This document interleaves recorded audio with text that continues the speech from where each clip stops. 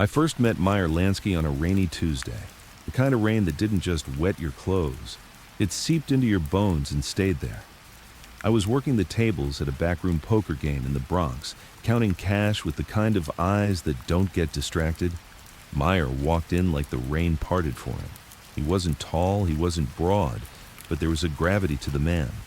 You felt him before you saw him. He didn't shake hands right away. Instead, he stood by the doorway, scanned the room like it was a page in a book, and nodded once, like he'd read the ending and was satisfied with it. Then he walked up to me. "You keep the books here?" he asked. His voice was steady, almost polite, but there was something underneath, like a current you couldn't see but knew could drag you under. "Yeah," I said. "Why?" He took the seat across from me without invitation, set his hat down, and pulled a little black notebook from his coat. He flipped it open, not looking at me, but at the numbers I'd been writing. "Your math's sloppy," he said. He slid the notebook toward me. It was filled with the same figures, only cleaner, more precise. He had them in columns so tight you could run a knife between them without touching the ink. "You do this for fun?" I asked. "For survival," he said. That was the first lesson I learned from Meyer. Money was never just money. It was leverage. It was power. It was the difference between a friend and a bullet. The game that night ran hot. The usual suspects, two bootleggers, a union guy, and a bent cop, threw chips like they were buying time from the devil. Meyer didn't play. He watched. Every card that flipped, every hand that folded, he took it in like a ledger balancing in his head. After the game, when the bottles were empty and the smoke was hanging low, Meyer came over again. "You're wasted here," he said. "Ever think about making real money?" I laughed. "You mean more than tips from drunks?" "I mean money that works for you while you sleep, money that moves across borders without leaving fingerprints, money that buys you friends in high places and keeps your enemies looking over their shoulders." It sounded like a sales pitch, but there was no smile on his face, just calculation. I told him I'd think about it. He left me with a card, no name, just a number. 2 nights later, I called it. The meeting was in a diner on Hester Street, the kind where the coffee's burnt and the pie tastes like cardboard. Meyer was already there, sipping tea. Across from him sat a man I recognized from the papers, one of Luciano's guys. Meyer introduced me like he was presenting a new suit. "This is the kid I told you about, knows numbers, doesn't talk too much." The guy gave me a long look, the kind that weighs you, measures you, and decides if you're worth the trouble. "If Meyer says you're good, he said. "But understand this, when you're in, you're in. No walking away." I nodded, but even then, I knew it wasn't just a nod. It was a signature on an invisible contract. From that day, my life stopped belonging to me. Meyer didn't waste time. He threw me into the deep end, laundering cash from gambling joints, moving it through shell companies, investing in businesses that didn't exist. He taught me how to make $1 disappear in New York and reappear in Havana wearing a suit and a smile. But there was something else he taught me, something I didn't understand until much later. In the Mafia, numbers weren't just about profit. They were about loyalty. If you kept the money straight, the bosses trusted you. If you didn't, you were a liability. And liabilities didn't last long. The first time I saw what happened to a man who got his figures wrong, it stayed with me. A bookmaker out of Jersey had skimmed $5,000. Meyer didn't yell. He didn't threaten. He just handed the problem over to people who solved things in darker ways. 2 days later, the bookmaker's car was found on the side of the road, engine still running. The man was gone. So was the $5,000. Meyer told me over tea, "Mistakes in our business aren't accidents. They're choices, and choices have prices." I didn't need to ask what the bookmaker's price had been. The second time I met Charles "Lucky" Luciano, he was eating oysters in the back room of a Little Italy restaurant that smelled like garlic, smoke, and fear. Fear has a smell, kind of like damp wool mixed with bad whiskey. And in that room, it hung heavier than the cigarette haze. Meyer sat beside him, as calm as ever, tapping an unlit cigarette on the table like he was counting seconds instead of puffs. Lucky didn't bother looking up when I walked in. He slurped another oyster, wiped his mouth, and said, "This the numbers, kid?" Meyer nodded. "The one I told you about. Sharp, quiet. Doesn't ask questions he doesn't need the answers to." That line sat in the air for a moment. Lucky finally looked at me. Dark eyes, not unkind, but cold in a way that made you want to stand straighter. I'd seen dangerous men before, but with Lucky it was different. He had the same look as Meyer, like he already knew how the next 3 moves would play out, and you were just a pawn on his board. He gestured to the seat next to Meyer. "Sit." I sat. Lucky reached into his suit pocket and pulled out a folded piece of paper. He slid it across the table without explaining. It was a list. Names, amounts, and cities. Tampa, Havana, Cleveland, Chicago. "That," Lucky said, "is the backbone of a new venture. We're done letting the Irish and the Jews have all the booze business. Prohibition's a gold mine, and we're moving into wholesale distribution nationwide. But there's a problem." He leaned in. "The feds are watching. Every shipment, every cash transfer, every bank account." Meyer spoke up then. "That's where you come in." I looked between them. "You want me to move the money?" Lucky smiled. A small, dangerous smile. "I want you to make it invisible." And just like that, I understood why Meyer had recruited me. In this business, bullets handled the small problems. The big problems, the ones that kept men like Luciano up at night, were numbers. The kind that could tie him to something on paper. Over the next weeks, I became part of Meyer's shadow network. We met in hotel rooms, back offices, even a tailor shop where the fitting room doubled as a counting room. Money from illegal liquors, gambling, and protection rackets would come in thick envelopes, stuffed in cigar boxes, even hidden in shipments of imported olives. My job was to make it disappear, then bring it back dressed as clean as Sunday linen. Meyer taught me tricks banks didn't even know they were vulnerable to. False corporations, with names that sounded respectable, cross-border currency swaps, investments in small businesses that were nothing more than a desk and a phone.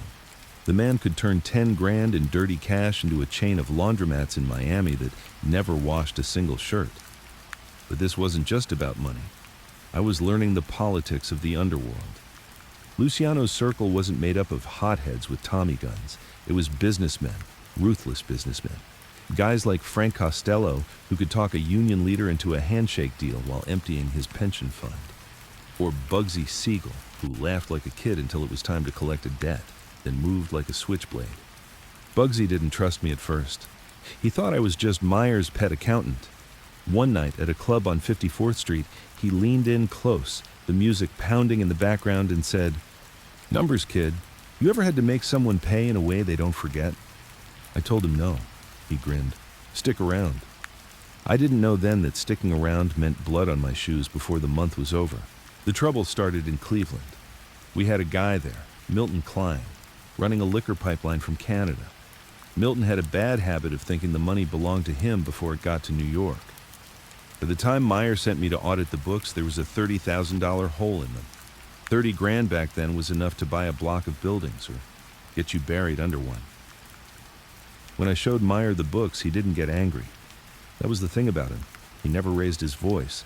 He just nodded and said, "Pack a bag." The train ride to Cleveland was quiet. Meyer spent most of it going over figures in that little black notebook of his. When we arrived, Milton was waiting for us in a diner, sweating like a man who knew exactly why we were there. Meyer ordered tea. I ordered coffee. Milton didn't order anything. "You've been sloppy," Meyer said, flipping through the pages of his book. 30,000 sloppy. Milton stammered something about delays, bad shipments, higher costs. Meyer let him talk, then closed the notebook and looked at me. "How long would it take you to fix this?" he asked. I glanced at Milton. "If we liquidate some of his assets and reroute the next 2 shipments, maybe 3 weeks. Meyer nodded. 3 weeks. That's generous." He stood, put a few bills on the table for the tea, and walked out. Milton exhaled like he'd just been spared. I didn't tell him that Meyer's generosity usually had an expiration date. 2 weeks later, Milton was found floating in the Cuyahoga River. Nobody asked me if I knew anything. Nobody had to.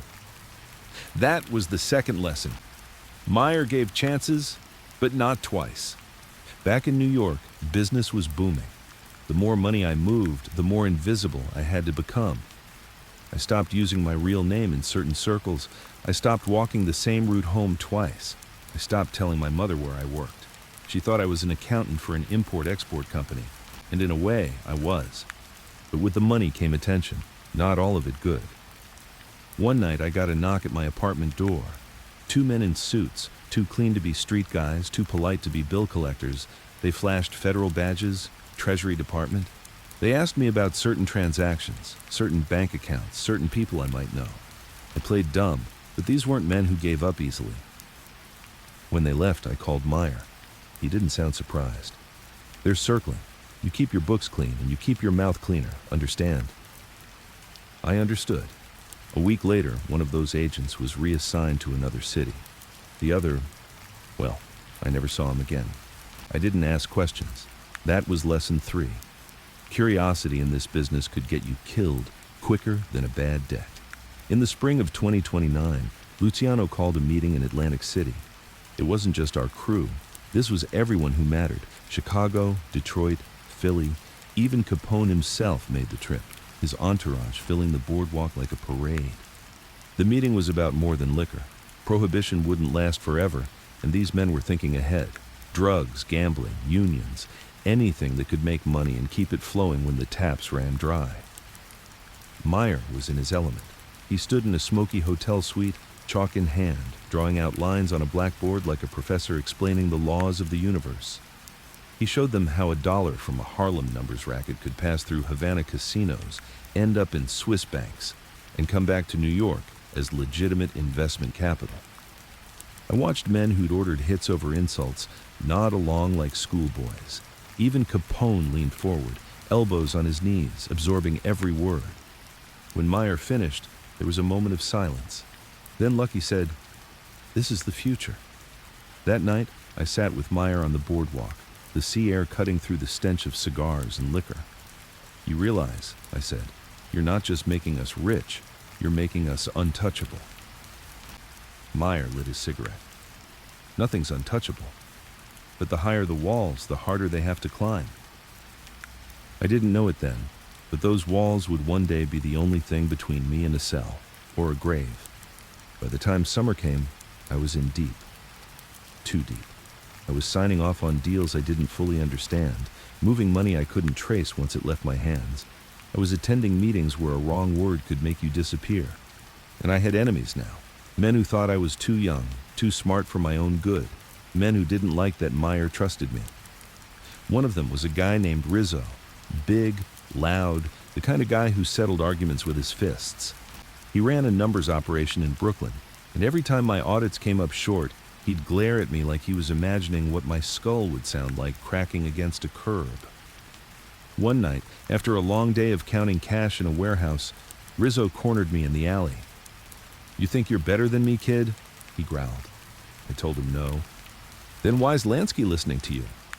"Because I keep the numbers straight," I said. That was the wrong answer. He grabbed my coat, pulled me close. "You ever cross me, I'll make sure they find you in pieces so small your own mother won't recognize you." I didn't respond. I didn't need to. The next morning, Rizzo was gone from the operation. No one mentioned his name again. That was when I finally understood Meyer's real power. It wasn't the money. It was the quiet way he could erase a problem without raising his voice or lifting a gun. And I knew then, I wasn't just working for him. I was becoming him.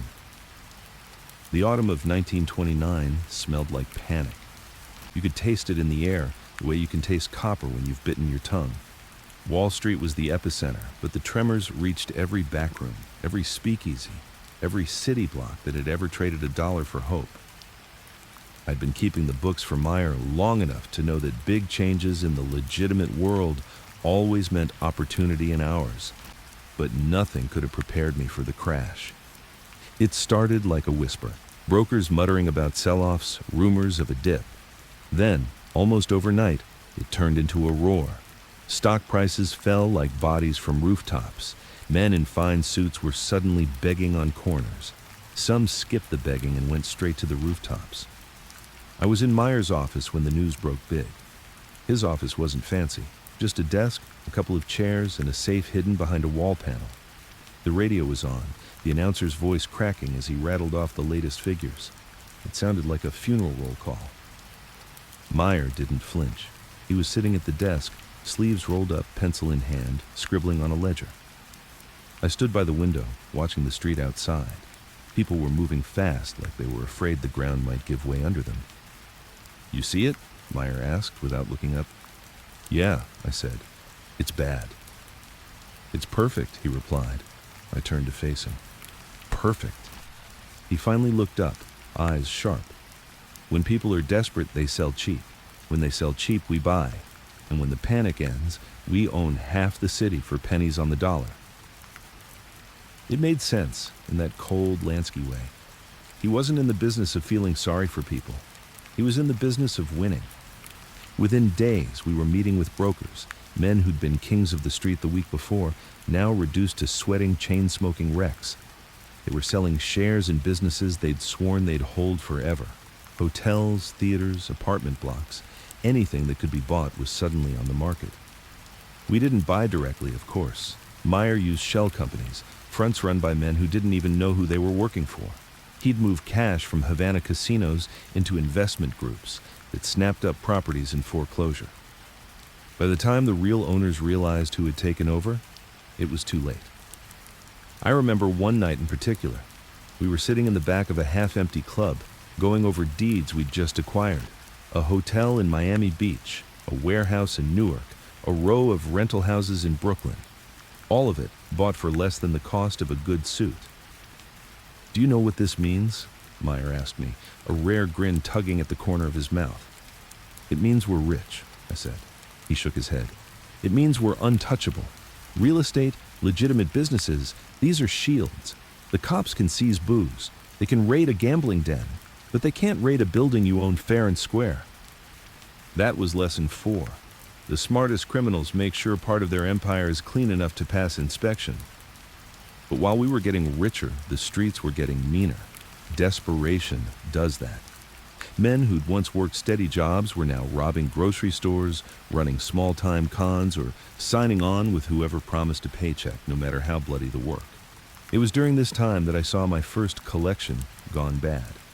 A tailor owed money to one of our fronts, a small loan, just a few $100, but he'd fallen behind when the crash killed his business. Bugsy Siegel was sent to collect. Meyer told me to go along, just to see how it's done.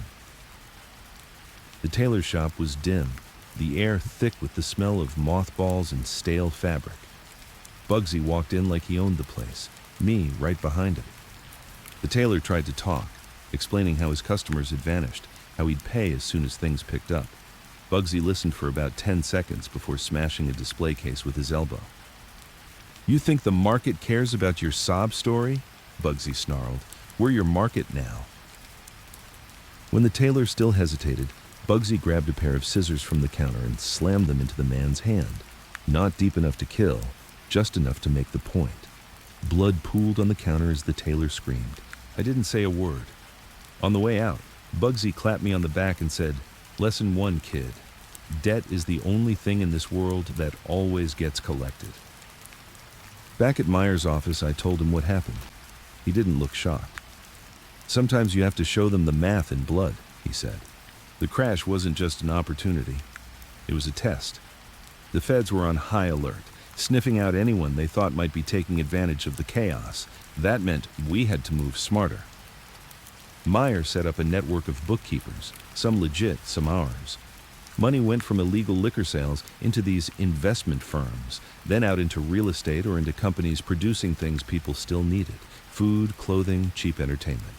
It was in this period that I started managing our Havana accounts directly.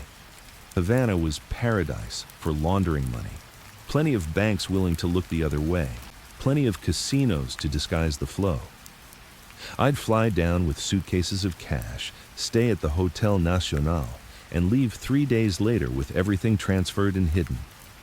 One night in Havana, sitting on the balcony of my hotel room, Meyer laid it out for me. "You understand, this isn't about getting rich fast," he said. "It's about building something that survives when we don't." "You mean a legacy?" I asked. He smiled faintly. I mean a fortress. The fortress wasn't without cracks. In late '29, we lost a shipment, 20 crates of Canadian whiskey, hijacked somewhere between Buffalo and New York. The crew running that shipment was wiped out, 3 dead, 1 missing. Meyer suspected it was the Irish, muscling in while everyone was distracted by the crash. Luciano called a meeting. It wasn't polite. We were in the basement of a restaurant, the air thick with cigar smoke. Lucky was pacing, Meyer calm in his chair, Costello sipping whiskey like it was just another Tuesday. We can't afford to look weak, Lucky said. We hit back fast. Meyer finally spoke. We hit back, yes, but not stupid. If we start a war now, it costs more than the whiskey was worth. We hurt them in a way they can't answer. That was when I saw just how dangerous Meyer could be without ever pulling a trigger. Over the next month, we quietly bought out 2 of the Irish crew's best suppliers, using fronts so they never knew it was us. By the time they realized their shipments were drying up, they came to us hats in hand, asking for partnerships. Meyer just smiled and said, "Of course." By the winter of 1930, we had properties in 5 states, offshore accounts in 3 countries, and more cash flowing through our fronts than I could count without losing track. I was running 3 ledgers now, one for Meyer, one for the legitimate fronts, and one for me. Yes, for me. It wasn't greed, it was survival. I'd seen what happened to men who had nothing to fall back on when the tides turned. My cut was small, hidden well, but it was mine. If the whole thing went down tomorrow, I could vanish with enough to start over somewhere far away. I never told Meyer. I'm not sure if he knew. If he did, he never said a word. The thing about money in our world is, it's never just about the numbers. It's about control. And the more money I handled, the more I understood just how much control Meyer had over everyone around him. Even Luciano deferred to him when it came to finances. Costello, Siegel, they all respected him. But respect in our business is just another form of fear. One night, after a long day of moving cash through 4 different accounts, I asked Meyer, "Do you ever worry someone will try to take you out?" He leaned back, lit a cigarette, and said, "If they do, they better have someone smarter than me to replace me. And that's not easy to find." The crash made us richer than we'd ever been, but it also painted targets on our backs.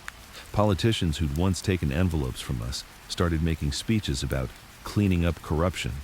Cops started raiding places we thought were untouchable. And then came the call that would change everything. It was late, past midnight.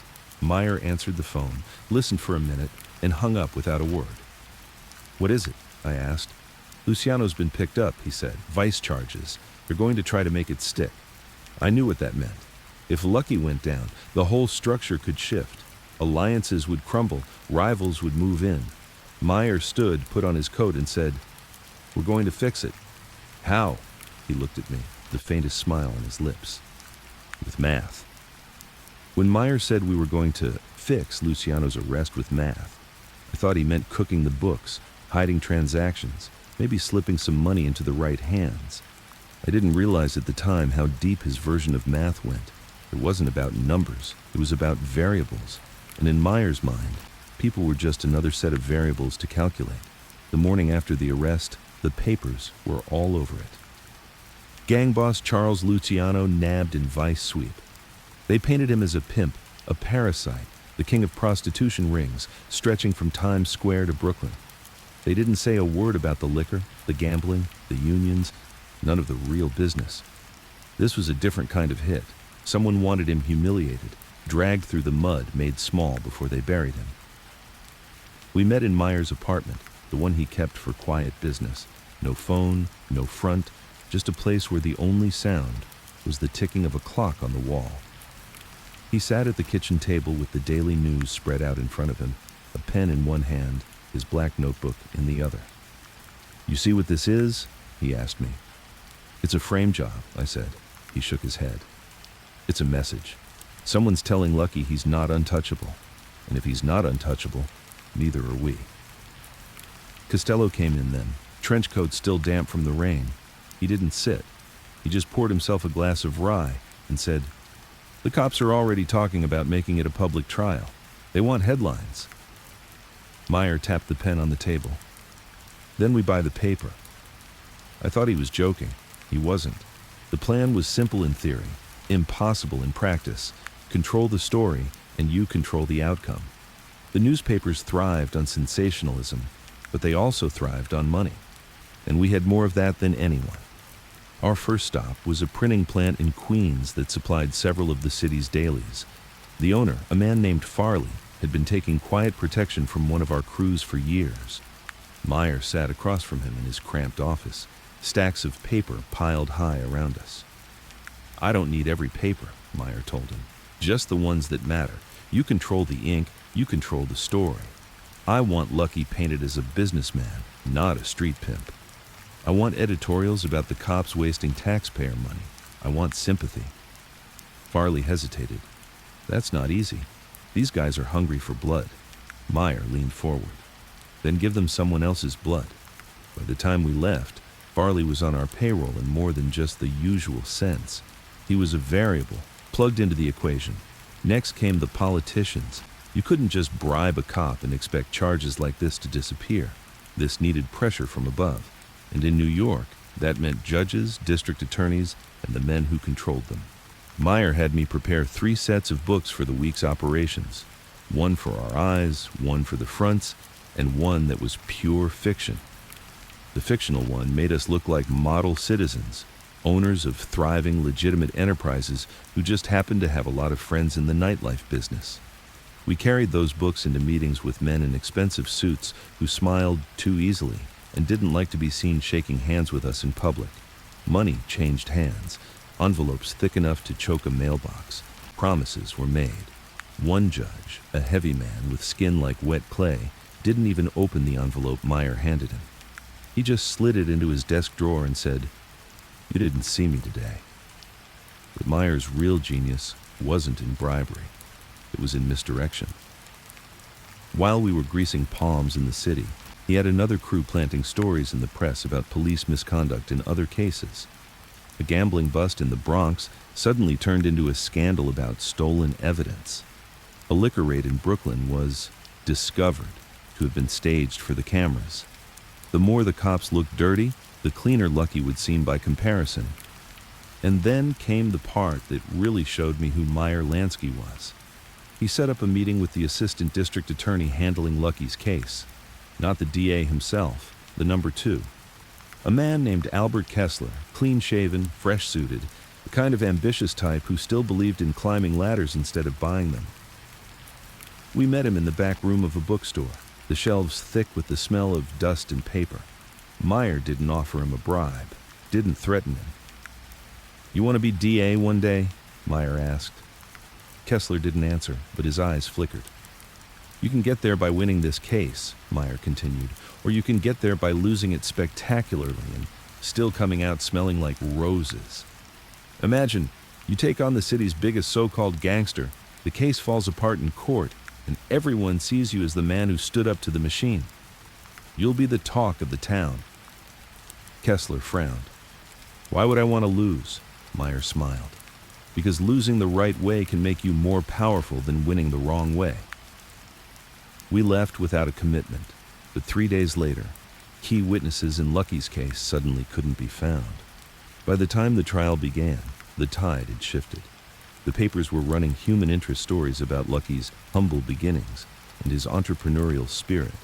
Letters to the editor criticized the police for targeting successful immigrant businessmen instead of tackling real crime. The courtroom was packed every day. I sat behind Meyer, watching him watch everything. He never looked nervous, never whispered to the defense, never broke his calm. He was playing a longer game, one that didn't end with the verdict. And when the verdict came, not guilty, he didn't even smile. He just closed his notebook, stood up, and walked out. That night, we met at the Waldorf, in a private suite Luciano had rented to celebrate. There was champagne, there were women, there was music loud enough to shake the walls. Lucky was holding court, telling anyone who would listen how he'd stared down the city and walked away clean. I found Meyer standing by the window, drink in hand, looking out over Park Avenue. You pulled it off, I said. He shrugged. We bought some time. That's all any of us ever do. I didn't understand it then, but I would later. Meyer didn't see victories as permanent. Every solved problem was just another equation waiting to be rewritten by the next variable. Over the next weeks, things went back to normal, if you could call it that. The liquor kept flowing, the gambling dens stayed busy, and the money kept moving. But something had shifted in me. I'd seen how far Meyer would go to protect his assets, and I realized I was one of them. Being his asset was a double-edged sword. It meant protection, yes, but it also meant I'd never really be free. One night, over tea in his apartment, Meyer looked at me and said, "You've been doing good work, but I need you to take on more." More what? I asked. More risk? The risk came in the form of a shipment from Cuba. Cigars on paper, heroin in reality. It wasn't our usual line of business, but the profits were staggering. My job was to make the money from that shipment vanish into our network without leaving a trail. It was the most complex laundering I'd ever done. Funds bouncing from Havana to Panama to Zurich before trickling back into New York through our investment firms. Every move was timed, every transaction disguised under layers of legitimate trade. The shipment went off without a hitch. The money landed exactly where it was supposed to. And yet, I couldn't shake the feeling that I'd just crossed an invisible line. Meyer never said as much, but I knew. If the liquor trade was a business, this was war. And in war, the rules were different. 2 months after Luciano's acquittal, we got word that one of our smaller operations in Jersey had been hit, not by the police, by someone else. 2 of our men were dead, and the take from the week's numbers racket was gone. Meyer didn't call a meeting. He didn't yell. He just handed me a piece of paper with a name on it. "Find him," he said. The name belonged to a man I'd met once, a bookmaker with a gambling problem of his own. I found him in a cheap boarding house, drunk and half asleep. He swore he hadn't set us up, that it was the Italians from Philly muscling in. I didn't care if he was telling the truth.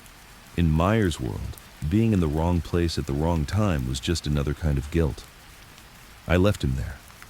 Bugsy picked him up the next night. No one saw him again. By the end of 1931, Meyer's empire was stronger than ever. Luciano was free, our money was cleaner than most banks, and I was deeper in than I'd ever been. And yet, there was a crack in the foundation, something I couldn't name yet but could feel. A sense that we were building higher and higher, and that someday, something would come along to knock it all down. For now, though, we were untouchable. Or so we thought. The winter of 1931 was a cold one, but not just in the weather. The streets had an edge to them, like everyone was waiting for something to happen, and when it did, it wouldn't be small. In our world, it was an open secret. The old guard was dying. The Mafia, as the newspapers knew it, was fractured into old Sicilian factions, bootlegging gangs and upstart crews who didn't care about the rules. People were getting clipped left and right. Some of it was business, some of it was old vendettas finally being cashed in. Meyer had been talking about it for months. "You can't run an empire with a dozen kings all stabbing each other in the back," he'd say, pacing with his tea in hand. "You need one table, one set of books, one plan." The plan wasn't his alone.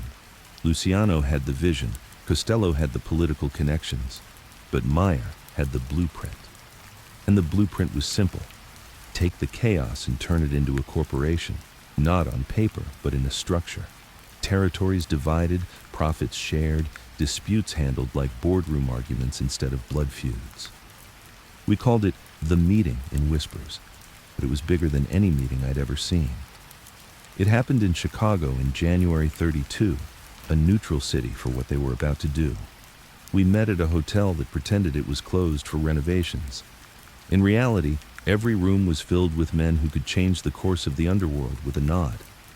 Capone was there, of course, loud, laughing, already half in the bag before noon. He was still king of Chicago then, though the IRS was circling like vultures. Lucky was in his element, shaking hands, making promises. Costello moved like smoke, never the center of attention, but never far from the ear of someone important. And then there was Meyer. He didn't make speeches. He didn't need to. He had his little black notebook, and when the big shots started arguing about who'd get what territory, he'd quietly open it, run some numbers, and say, "If you take that, and he takes this, you both make 10% more." It was like watching a man tame wild dogs with a piece of chalk. By the end of the week, they'd agreed.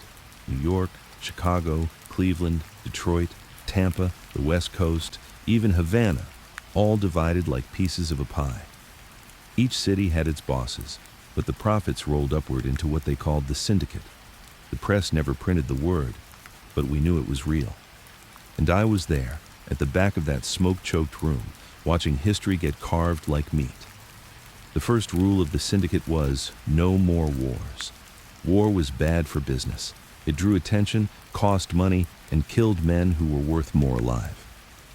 Disputes would be settled by a commission of bosses, 3 men at first, later more. The second rule was no freelancing. If you wanted to expand into another man's territory, you went through the commission. Anyone caught jumping the line without approval, well, let's just say the no wars rule had exceptions. The third rule, and this was Meyer's fingerprint, was financial discipline. Every territory kept its own books, but they all flowed into a central ledger system. The books didn't exist physically in one place, but Meyer had a copy of the totals in his head at all times. He didn't run the syndicate, but he was the one man everyone trusted to know exactly how much money there was, where it was, and how much was missing. Back in New York, the changes were immediate. Our operations ran smoother. The numbers racket expanded into neighborhoods we'd never touched before. The unions were locked down tighter than a drum. Politicians who used to play one crew against another now had to deal with a single unified machine. But with power came the scent of blood in the water. The cops were confused. They didn't know who to hit first. And somewhere in all that confusion, the feds started looking at Meyer. Not directly, not yet, but I could feel it. Strange men lingering too long near our offices, bank clerks asking extra questions when I came in with deposits. One night, I brought it up to Meyer while we were closing out the day's ledgers. "They're not stupid," I said. "They'll figure out you're the one holding the books." He didn't look up from his pencil. "Maybe, but what will they find? That Meyer Lansky invests in hotels? That he owns a few laundromats? That he loans money to businessmen who always pay him back on time? You think that'll hold?" He looked at me then, and for a second I saw something in his eyes I hadn't seen before. Not fear, but the acknowledgement that the game was finite. "It'll hold until it doesn't," he said, "and by then, we'll be somewhere else." That somewhere else turned out to be Havana again. The syndicate had already been using Havana as a cash funnel, but Meyer wanted more. He wanted it to be the Vegas of the Caribbean. Casinos, hotels, nightclubs, all under our control. It was the perfect place. Corrupt politicians, a tourist boom, and banks that would launder a bishop's confession if the price was right. I went down with him that spring. We stayed at the Hotel Nacional again, overlooking the ocean, the kind of view that made you forget for a second that your life was one long balancing act over a pit. Meyer met with Cuban politicians in private suites, sliding envelopes across tables while the sound of dice rolling came from the casino floor. Deals were struck, hands shaken, papers signed. Within weeks, we had stakes in 3 hotels, 2 casinos, and a shipping company that was little more than a front for moving cash. I handled the transfers, millions in today's money, slicing it into 100 smaller transactions, moving it through banks in Canada, Panama, Switzerland, then back to Cuba. By the time it came out clean, it was foreign investment capital. But while we were building paradise in Havana, trouble was brewing back home. It started with whispers, lawyers who wouldn't return calls, union bosses suddenly too busy for meetings. Then, we heard the name, Thomas Dewey. He was a prosecutor, young, ambitious, the kind of man who saw taking down organized crime as his ticket to the governor's mansion. And he wasn't chasing street soldiers, he was going after the money men, men like Meyer. When we got back to New York, Meyer called a closed-door meeting in his apartment, just him, me, Costello, and Luciano. "Dewey's dangerous," Meyer said flatly. He doesn't care about bribes, and he's not scared of us. That makes him unpredictable." Costello nodded. "He's already making noise about the numbers racket uptown. If he hits that, he'll start following the cash." Lucky leaned forward. "So we cut him off at the knees, politically." Meyer shook his head. "You can't strong-arm a man who wants a fight. We need to make him believe he's winning while we move the real money out of his reach." That's exactly what we did. Over the next 6 months, every vulnerable account we had was emptied. The funds routed through Havana, Zurich, and back into properties that were squeaky clean on paper. Dewey's men raided a dozen spots and found nothing but ledgers full of legitimate transactions. But Dewey didn't stop. By the end of 32, he had grand jury hearings underway, dragging in anyone even rumored to be connected to the syndicate. Guys who'd never spoken a word to the law in their lives were suddenly answering questions under oath. That's when Meyer's paranoia went from quiet to constant. He changed meeting spots daily, never used the same phone twice, and started keeping the real numbers in his head instead of his notebook. And he gave me a new job, one I didn't like. "If anything happens to me," he said one night, "you take the offshore accounts and move them somewhere no one will find. Not Dewey, not the commission, no one." I asked him where somewhere was. "You'll know when it's time," he said. It was around then I started realizing that my loyalty to Meyer wasn't just about fear or money anymore. He'd pulled me into his world, yes, but he'd also taught me how to survive in it. And somewhere along the line, I'd stopped thinking about walking away. But I also knew that every fortress has a crack, and Dewey was chipping away at ours, one subpoena at a time. The syndicate was stronger than ever, but for the first time since I'd met Meyer, I felt like we were standing on ground that could give way without warning. And I had a feeling that when it did, there wouldn't be enough math in the world to save us. The day Prohibition died, the whole city smelled different. For 13 years, booze had been the bloodstream of the underworld, and suddenly, the tap was turned back on, legally. Bars opened their doors, champagne corks popped in daylight, and the cops, for once, weren't pretending not to see it. For most people, it was a celebration. For us, it was the end of an empire. We'd made millions on illegal liquor, and now the government was giving it away for the price of a tax stamp. The old bootleg routes, the warehouses, the trucks.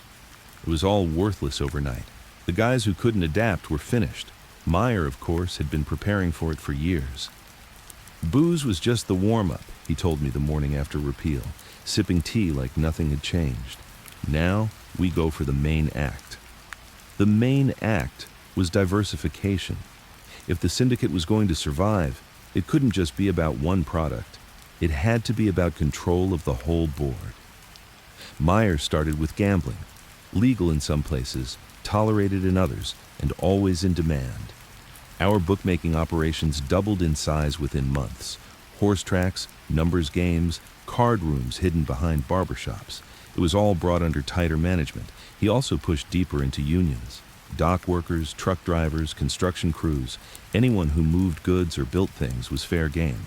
You controlled the union, you controlled the flow. And if someone didn't want to play ball, a few well-timed strikes could shut down an entire industry. The money didn't pour in as fast as it had with liquor, but it was steadier, cleaner. And cleaner money was harder for the feds to trace. But while Meyer was building the future, Dewey was still digging into the past. By 34, he'd built an anti-racket squad, a mix of accountants, investigators, and cops who didn't care about street busts. They wanted the top. They wanted to cut the head off the syndicate and mount it in a courtroom. He started with small wins, shutting down gambling joints, freezing accounts, slapping charges on low-level guys. But the pattern was clear. He was working his way up the ladder. One night, we were at the Park Central Hotel for a meeting with Luciano, Costello, and a couple of Chicago guys. It was supposed to be routine. Updates on Havana, some union business, nothing big. Halfway through, Meyer slid a newspaper across the table to Lucky. Front page, Dewey expands anti-racket unit. Lucky frowned. "He's coming for me?" Meyer shook his head. "He's coming for me." It was the first time I'd ever heard him say it outright. For all his calm, Meyer knew he had a target on his back. He'd gotten too good at making the money invisible. and the more invisible it was, the more the law wanted to see it. From that point on, we operated like every day might be the one where Dewey kicked in the door. Ledgers were coded, accounts were moved every week, meetings happened in different cities. Meyer even stopped carrying his little black notebook, relying entirely on memory. I asked him once if he was scared. "No," he said, "but I'm not stupid either. Fear's a liability. Awareness is an asset." In the middle of all this, Havana was calling again, not for laundering, this time for expansion.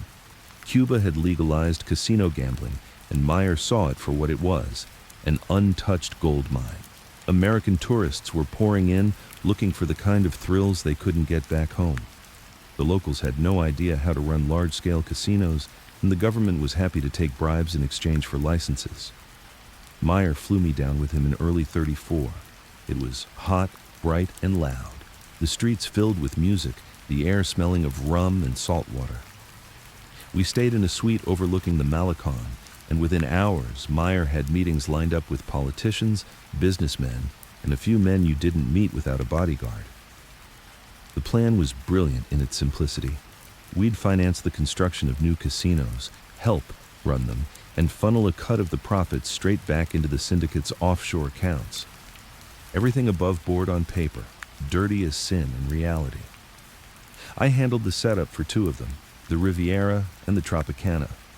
My signature wasn't on anything, but my fingerprints were everywhere. Back in New York, the political winds were shifting. Dewey was winning headlines, and that made him dangerous. Politicians were falling in behind him, smelling blood. One night, in a rented suite at the Waldorf, Meyer laid it out for me and Lucky. "He's not going to stop," Meyer said. "If we take him out, it blows back. If we try to buy him, he turns it into a headline. The only move is to get him promoted, give him something bigger than us to chase." Lucky smirked. "Make him governor?" "Exactly," Meyer said. "We help him climb out of our way." It was insane. It was also pure Lansky. Through a maze of donations, backroom deals, and whispered endorsements, Dewey started getting nudged toward bigger political fish. Corruption in the police department, influence in Albany. We didn't stop him. We made sure the trail looked like it led somewhere else entirely. It bought us breathing room, but it also made me realize something. The game wasn't about winning, it was about staying in long enough to keep playing. Meyer was a master at that. But even masters can't control every variable. In late '34, Luciano was arrested again, this time on compulsory prostitution charges, the kind Dewey had failed to stick before. It didn't matter if it was true, the headlines were poison. For the syndicate, it was a test. Could the machine run without its most public face? Meyer didn't panic. He just moved faster. Meetings doubled, cash flow was rerouted, decisions that used to take days were made in hours. He started leaning on me more heavily, having me sit in on meetings I never would have been invited to before. "You're my insurance," he told me one night. "If I go down, you know where the money is. That makes you valuable. It also makes you a target." He didn't have to explain what that meant. That winter, I got my first taste of just how thin the ice under us really was. A bank in Panama, one we'd been using for years, suddenly froze an account with over $500,000 in it. No explanation, no warning, just locked. $500,000 might not sound like much to the syndicate as a whole, but that account was tied to a dozen active operations. Without it, payoffs wouldn't go through, suppliers wouldn't get paid, and the wrong people would start asking questions. Meyer and I flew down the next day. The bank manager was a thin man with slicked back hair and a smile that didn't reach his eyes. He told us the account was under review due to regulatory concerns. Meyer didn't threaten him, didn't even raise his voice. He just leaned forward and said, "You've made a mistake. You've confused our money with your authority. That's not healthy for either of us." 2 hours later, the account was open again. On the flight back, Meyer told me, "That's the problem with clean money. It makes people think they can control it. You have to remind them who it really belongs to." By early 1935, the syndicate was more profitable than ever. Gambling, unions, Havana, even a few legitimate businesses that actually made money on their own. We had our hands in all of it. but I could feel something building in the background. The feds hadn't stopped watching. Dewey might have been chasing bigger fish, but he hadn't forgotten about us, and Luciano's legal troubles were casting a shadow over everything. One night, after a long meeting with union bosses, Meyer walked me to the door and said, "We've bought ourselves time, but not forever. When it comes, it'll come fast." I believed him, and for the first time, I started thinking about what my move would be when it did. When the jury came back, the room was so quiet you could hear the judge's watch ticking. Guilty on all counts. Luciano didn't flinch. He just sat there, jaw tight, as if the verdict was something he'd been expecting all along. The newspapers called it a triumph for law and order. For us, it was a shift in the balance of power we'd been trying to avoid. They gave him 30 to 50 years. Everyone knew he wouldn't serve that long, but even a few years was a lifetime in our business. Power wasn't about what you'd done. It was about the moves you could make tomorrow. And behind bars, Lucky's moves were limited. In the days that followed, the press swarmed the streets, reporters sticking microphones in faces, snapping photos of anyone who'd ever been in the same room as Luciano. I stayed invisible. Meyer made sure of it. Meyer's apartment became the nerve center. The big public meetings stopped. The backroom gatherings multiplied. Men who'd once gone to Lucky for decisions now came to Meyer. They still called him the accountant or the bookkeeper to outsiders. But inside the syndicate, everyone knew the truth. The man with the books was now the man with the power. He didn't take a public throne. That wasn't his style. He stayed in the shadows, pulling strings so quietly that half the men following his orders didn't even realize they were his orders. The first thing he did was stabilize the machine. Luciano's conviction had scared people, union bosses, politicians, even some of our own. They saw headlines and started wondering if they'd be next. Meyer knew fear was a disease in our world. Left untreated, it spread. So he started handing out reassurance in the form of cash. Payoffs came early. Loans got extended. Men who'd been left hanging on their debts suddenly found them forgiving. It wasn't generosity.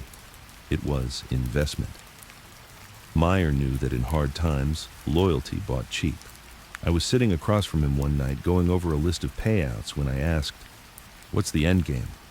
Are we keeping Lucky's seat warm or filling it ourselves?" He didn't look up from the ledger. "We're keeping the chair, not the man." "You think he'll see it that way?" Meyer smiled faintly.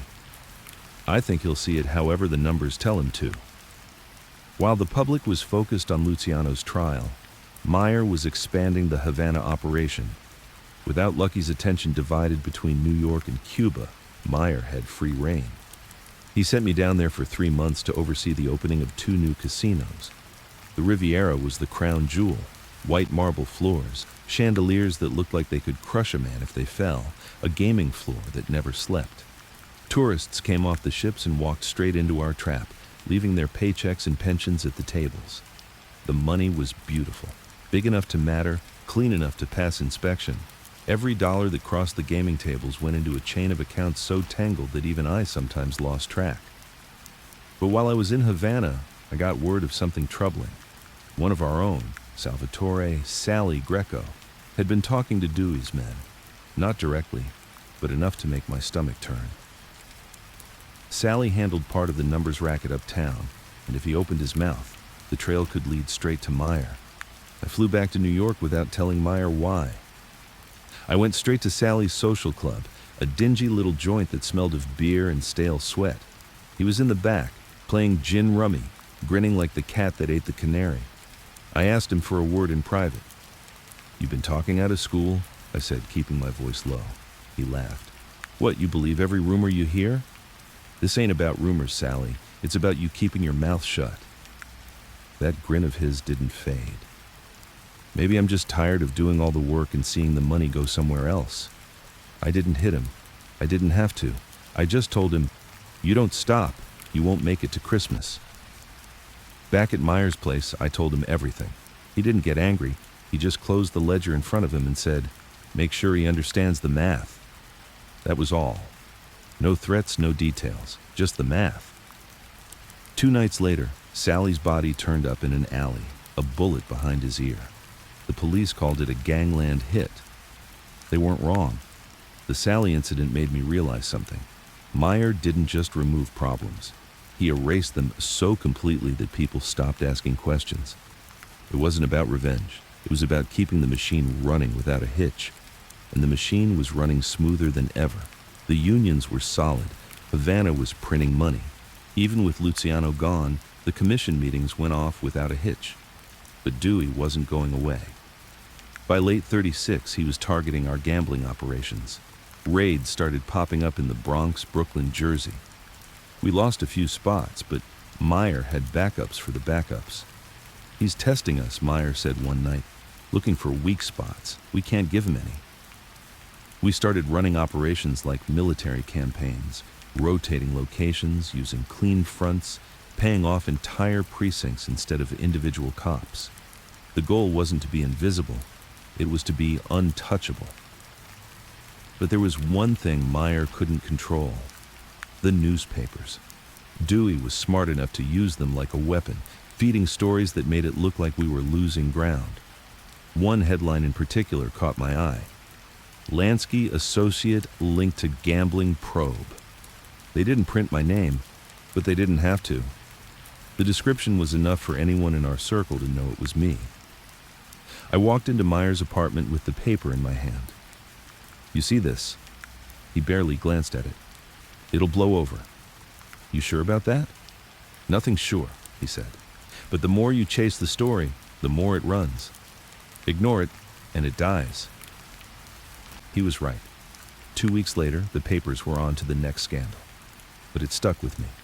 The idea that the law didn't have to catch you. They just had to make people believe they had. As winter turned to spring, Meyer shifted more of our operations out of the city. Florida became a bigger player. Dog tracks, hotels, real estate. It was a smart move. The heat down there wasn't just from the sun. Politicians were easier to buy, and the tourists didn't care where the money came from as long as the drinks were cold and the tables were hot. I spent a month in Miami setting up accounts and scouting properties. It felt like another Havana, bright, alive, with just enough law to keep up appearances. One night, sitting on a hotel balcony, I realized how far I'd come since that first poker game in the Bronx. I wasn't just counting money anymore. I was moving it across continents, hiding it in places even the banks couldn't find. I was Meyer's shadow. And like any shadow, I knew that if the light shifted the wrong way, I could disappear. When I got back to New York, Meyer was in the middle of a meeting with Costello and two new faces, young, sharp, hungry. They were part of the next wave, the ones who'd take over when our generation burned out or got buried. Meyer introduced me like a partner, not an employee. It wasn't a promotion, it was a message. He was showing them that loyalty had value. After they left, I asked him why he'd done it. "Because," he said, "one day I won't be here, and you'll need men who know your face before they know your price." By the end of '36, Luciano's absence was just part of the landscape. The syndicate was stronger than ever. Meyer's reach extended from New York to Havana to Miami, and Dewey was still snapping at our heels. But in the quiet moments, the ones between the deals, the meetings, the flights, I could see it in Meyer's eyes. He knew the game couldn't last forever, and he was already thinking about the next move. By '37, Dewey had been in our lives for so long, he felt like a neighbor you hated but couldn't get rid of. Every month, he'd push harder. Raids on our gambling joints, surprise audits on our union fronts, subpoenas for bank records we didn't even know existed. And Meyer never flinched. He'd sit at his desk, tea steaming, that little half smile on his face like he was already 2 moves ahead. But the truth was, I could see it in his eyes. Dewey was getting closer. Not to catching him, no. Meyer didn't make mistakes on paper, but to breaking apart the machine we'd spent a decade building, and for Meyer, that was worse than a cell. The first sign came in February when one of our Havana accounts suddenly froze. I'd seen this before. It was the same move the Panamanian bank had tried in '34, but this time, it wasn't about the bank wanting leverage. This time, it was a direct order from New York. Dewey had leaned on someone high enough in Washington to make the Cubans nervous. Meyer called me in that night. "They're trying to smoke us out," he said, pacing the room. "They want us to move the money so they can follow it." "So what's the play?" I asked. He stopped, turned to me. "We move it anyway." I didn't get it at first. Moving it would give them exactly what they wanted. "Not the real money," he said. "A trail. We give them something to chase, and by the time they figure out it's a ghost, we've already buried the real thing." The operation took 2 weeks to set up. We created 3 shell companies out of Havana. On paper, they imported sugar, cigars, and coffee. We seeded them with just enough real business to make them believable. Then, using those companies, we started transferring profits to accounts in Canada, then London, then back into New York through clean investments. Every step of the way, we made sure the transactions were just suspicious enough to get Dewey's people interested. We even left a few holes, names that didn't quite match, amounts that seemed too round, breadcrumbs for them to follow. Meanwhile, the real money, millions, was moved quietly into Swiss banks under layers of corporate ownership so thick, even I couldn't see all the way through them. Meyer didn't want me to. "If you don't know, you can't tell," he said. The fake trail worked. By April, we could see Dewey's focus shifting. His investigators were suddenly freezing the Canadian accounts, filing court orders in London, subpoenaing our import partners in New York. We let them. Every hour they spent chasing shadows was an hour they weren't tearing apart the real network. But there was a cost. While we were busy running the con, some of our stateside operations started to sag. A numbers house in the Bronx got raided. One of our bookmakers skipped town with $20,000, and in Jersey, a union boss who'd been on our payroll for years suddenly flipped. That last one hurt. The man's name was Joey Mancuso. He ran the dock workers local in Newark, which meant he controlled every shipment in and out of that port. We'd paid him steady for years. Cash, favors, even a little help when his kid got in trouble with a joyriding charge. Then, out of nowhere, he starts talking to Dewey's people. Not in court, not in the papers. Quietly, in those closed-door cooperation meetings they like to keep off the record. Meyer didn't send a crew. He sent me. I found Joey in a little Italian restaurant he liked, the kind with checkered tablecloths and a jukebox in the corner. He was alone, eating spaghetti like he didn't have a care in the world. I slid into the booth across from him. "You got something you want to tell me, Joey?" He froze for a second, then kept twirling pasta. "Don't know what you're talking about." I leaned in. "You've been meeting with Dewey's boys. You think that's going to end well for you?" He didn't look at me. "Maybe I'm tired of being a puppet. Maybe I don't like being treated like a number in Lansky's book." I wanted to hit him right there, but I didn't. I just said, "You've got 2 days to fix this. After that, it's out of my hands." Back at Meyer's, I told him what Joey had said. 2 days? Meyer asked. "Yeah. Maybe he wises up." Meyer shook his head. "Men don't wise up, they just get scared. We're not in the business of waiting for miracles." The next morning, Joey's body washed up near the docks. Official cause of death, accidental drowning. The only thing accidental about it was how fast it happened after our conversation. By summer, Dewey was back in the headlines. This time, it wasn't just about us. He'd busted open a police graft scandal that had half the city screaming for reform. "Good," Meyer said when he read the papers. "The more enemies he has, the better for us." But I could tell he didn't believe his own words. Dewey wasn't a man who slowed down because the road got crowded. He was the kind who drove faster. In August, we got word that Dewey had convinced a federal judge to approve full audits of several suspected criminal enterprises. That was code for, they were coming for our fronts. If they got inside the books of our fake companies and traced the cash far enough, they might not find the real accounts, but they'd find enough to make headlines. That's when Meyer pulled his most dangerous misdirection yet. He decided to burn one of our own companies. On paper, it was a high-end linen supplier for hotels in Miami. In reality, it was a wash for cash coming out of the Havana casinos. We'd run millions through it over the years, but by now, it was nearly empty. Meyer leaked just enough to make Dewey's people think it was a major player in our network. Then, He arranged for it to accidentally overbill a chain of hotels by tens of thousands of dollars. Within weeks, Dewey's investigators were all over it, freezing its accounts, seizing its records, putting every ounce of their attention into proving it was dirty. And it was. Just not in the way they thought. While they pored over every invoice, Meyer had me moving the last of our assets out of 3 other companies they didn't even know existed. By the time they realized the linen supplier was a dead end, we'd already fortified the real network. But the play almost backfired. One of Dewey's accountants, smarter than most, started asking why the linen company's Miami office had no actual stock, no active shipments. He started poking into shipping records, tracing suppliers. One night, while I was in Miami overseeing the closure of the linen business, 2 men in suits walked into the office. They didn't introduce themselves. "We've got some questions about your supplier invoices," one of them said. I could feel the sweat starting under my collar. I played dumb, claimed I was just the local manager, that the owners were in New York, that I didn't handle the books. They didn't buy it, but they didn't arrest me either. They just left me with a card and said, "We'll be in touch." The minute they were gone, I was on the phone to Meyer. "Leave tonight," he said. "Don't pack, don't check out, just walk." I did exactly that. By morning, I was on a boat to Havana. From there, I stayed off U.S. soil for almost a month. Meyer kept things running, but he was rattled.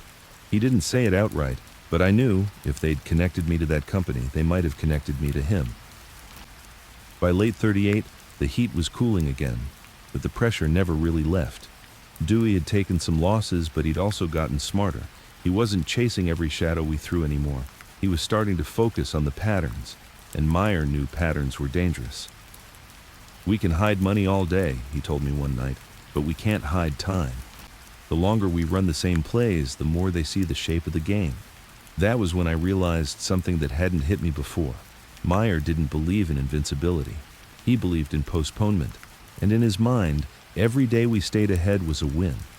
But I also knew that eventually, Dewey or someone like him was going to close the gap. And when they did, it wasn't going to be a court case that ended us. It was going to be something a lot darker. By 1939, the headlines had shifted. Dewey was still in the papers, still chasing his trophies, but the bigger news was coming out of Europe.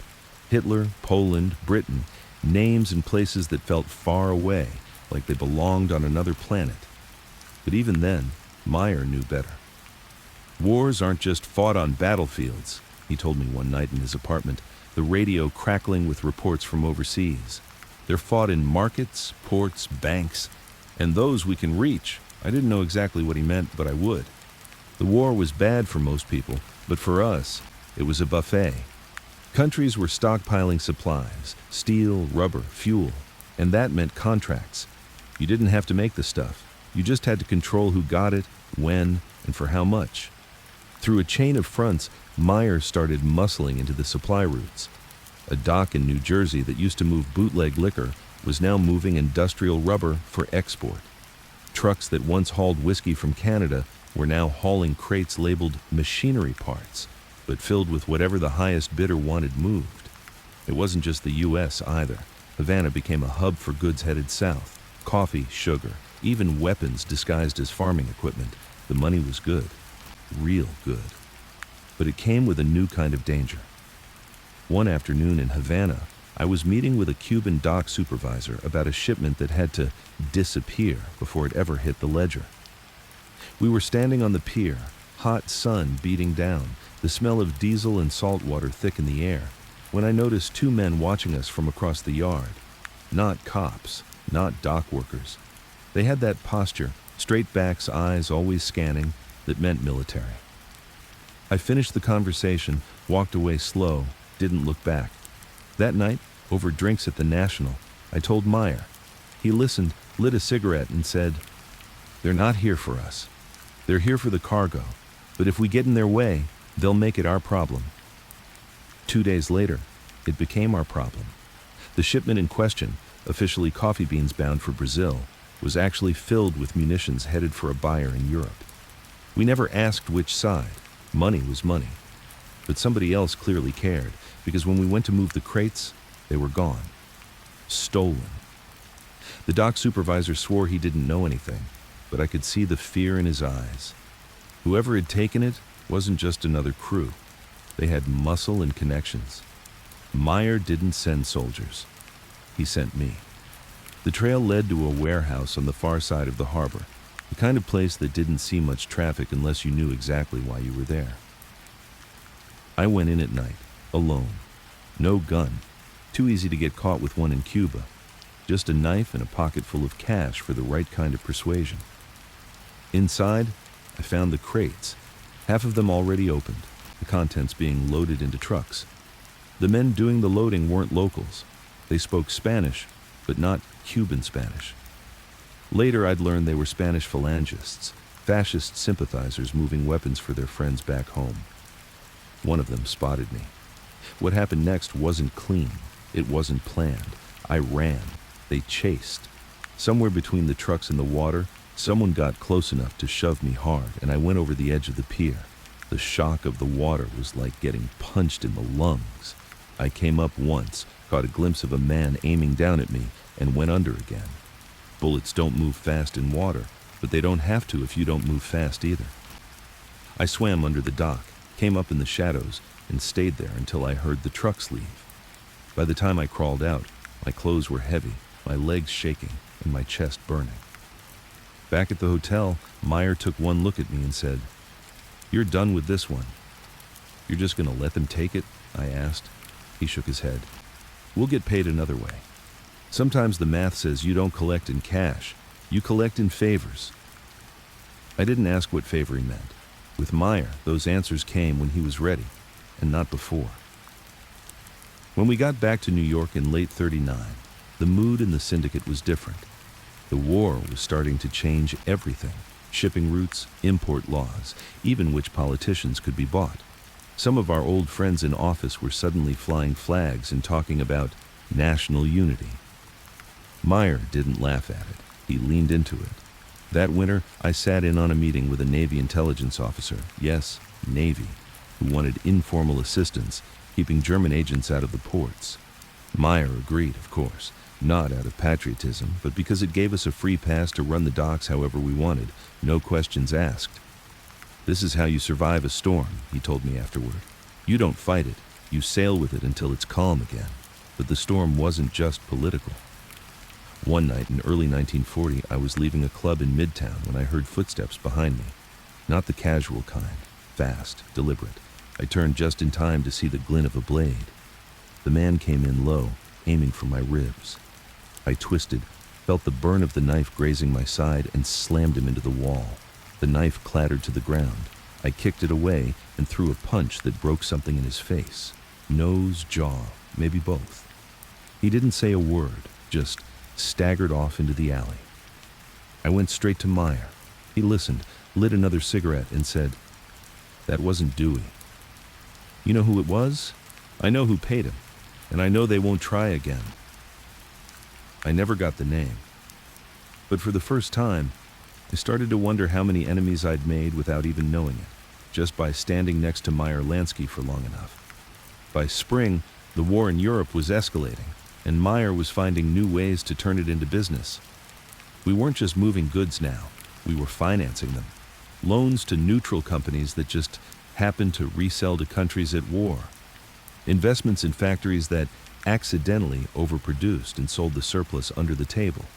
It was cleaner than booze, safer than drugs, and more profitable than either. But it was also a reminder of something Meyer had said years ago: nothing's untouchable. The higher the walls, the harder they fall.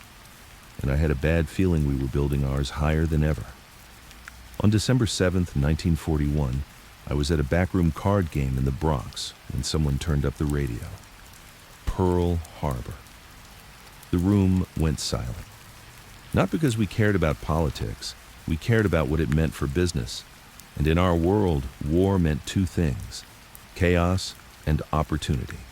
The next day, America was officially in it.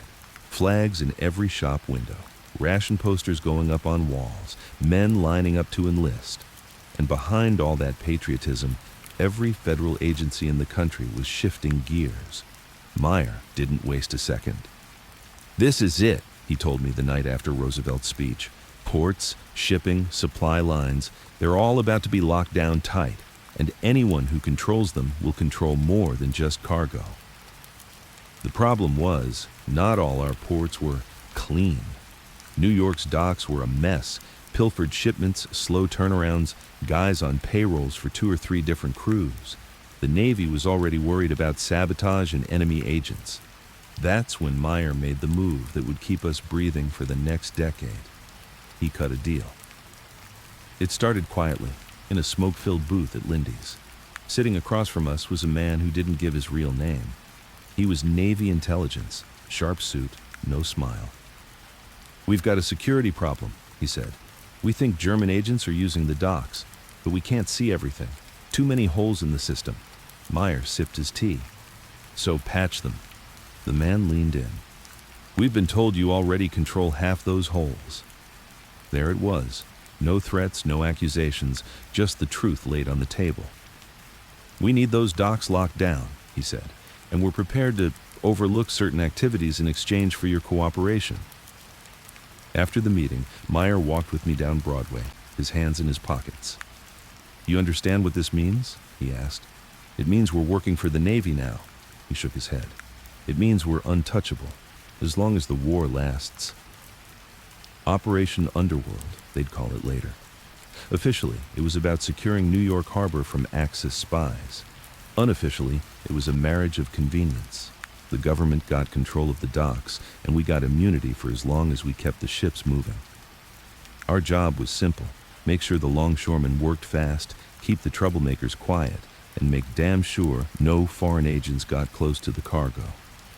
We spent weeks on the piers, walking the lines, talking to union bosses, making it clear that delays weren't just bad for business, they were bad for their health.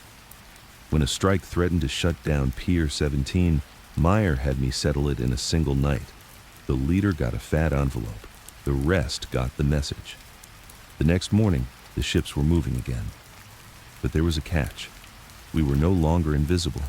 We had Navy men in our meetings, government cars parked on the docks, military intelligence officers asking questions that came too close to the truth. It wasn't just the law we had to worry about now. It was our own people. Not everyone liked the idea of helping Uncle Sam. Some saw it as selling out. Others thought it was a cover for something bigger. They weren't wrong. In early '42, Meyer started using the war work to mask other shipments, items that weren't on any Navy manifest. A crate marked engine parts might actually hold Cuban rum. A shipment of industrial bearings could hide a dozen boxes of uncut diamonds bound for Europe. It was risky. If the Navy ever opened the wrong crate, the deal was over. But Meyer played it careful. Every dirty shipment was buried under 3 clean ones, and the people who handled them were paid enough to forget they'd ever seen them. One night, I was in the office above Pier 17 when one of our stevedores burst in, pale and shaking. "They're inspecting the cargo," he said. "Every crate." My stomach dropped. We had a shipment of machine parts coming in that night. Parts that were actually high-grade copper wire, stolen from a military supplier and already promised to a buyer in South America. I called Meyer. "Stall them," he said. "An hour, no more." I went down to the pier and found the Navy inspector in charge. He was a young guy, maybe mid-20s, the kind who still believed in rules. "Inspector," I said, "you might want to take a look at Pier 12 first. We had a dock worker go missing down there. Could be a security breach." He frowned, thought about it, then signaled to his men. Within minutes, they were heading to Pier 12, and our cargo slipped through untouched. When I told Meyer later, he just nodded. "You're learning." But not everyone was learning. A week later, one of our guys, Eddie Two Hands Rizzo, got picked up by naval intelligence for trying to shake down a shipment captain. Normally, we'd just bail him out or make the charges disappear. But this was different. The Navy didn't want him back on the docks. Meyer didn't fight it. He let them keep Eddie, and 2 weeks later, Eddie was transferred to a military prison. "Why didn't you get him out?" I asked. Meyer shrugged.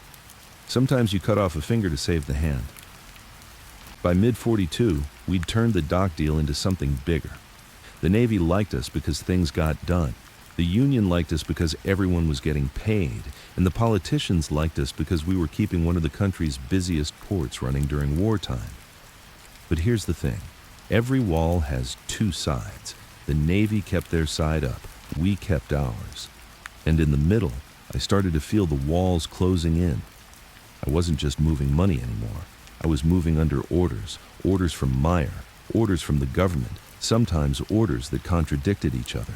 And if anything went wrong, I knew exactly who'd take the fall. Me. The moment it really hit me was during a midnight meeting at a warehouse near the East River. Meyer was there, along with a Navy intelligence officer and 2 union reps. They were going over plans for tightening security at the docks, but as I listened, I realized the plan wasn't just about security. It was about control. Every name on the list of approved workers was ours. Every supplier, ours. Every truck route, ours. The Navy thought they were getting loyalty. In reality, they were handing us the keys to the kingdom, and I couldn't shake the thought. If the war ended tomorrow, the Navy would want those keys back. And Meyer didn't give anything back. By the end of 42, the system was running like clockwork. Ships in, ships out, cargo moving fast and quiet. Dewey was still out there, but with the war on, he had bigger fires to put out. I should have felt safe, but instead, I felt like I was inside a fortress with no door. And Meyer, always looking ahead, was already planning what came after the war. By 43, the war was in full swing, and so was our arrangement with the Navy. The docks ran like they'd never run before. Ships unloaded and reloaded in record time. Workers kept their mouths shut, and the right crates always went to the right places. On paper, we were model citizens.